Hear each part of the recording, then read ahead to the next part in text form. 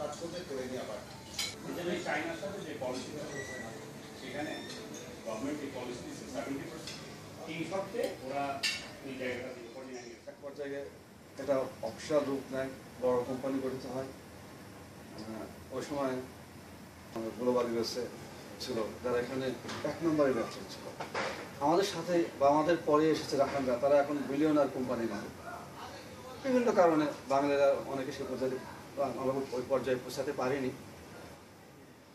একটা common consensus বা language পেতে পারি এবং আশা করি আমরা একজন আরেকজনের এই ব্যাপারে পরিপূরক হব, সেটাই আমি আশা চিন্তা করি না যে মিস্টার পুতিনকে সামনাসামনি দেখব। President Putin the great leader, ওনাকে দেখার সৌভাগ্য হওয়া ঠিক মানে আমি দেখে অত্যন্ত বিমোহিত এবং নিজেকে অত্যন্ত গর্বিত মনে করছি। তো এই সুযোগটা ঢাকা চেম্বারের প্রতিনিধি হিসাবে আমি পাইছি এবং আপনাদের সবচেয়ে বড় জিনিস যে আমি কোনোদিনও রাশিয়াতে আসি না, এবার আমি ফার্স্ট টাইম রাশিয়াতে আসছি দেশে। তো দেশে যে আমি ব্যবসা করি, আমি ওতপ্রোতভাবে জড়িত থাকে এবং সাহায্য করে আসছে, আজও করতেছে।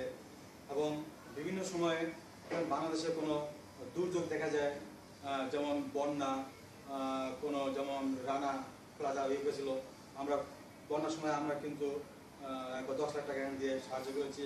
এর আগে আবার 3 লাখ টাকা দিয়ে রানা প্লাজাকে করেছি। বিভিন্ন সময় এর আগেও করা হয়েছিল 5 লাখ টাকা দিয়ে।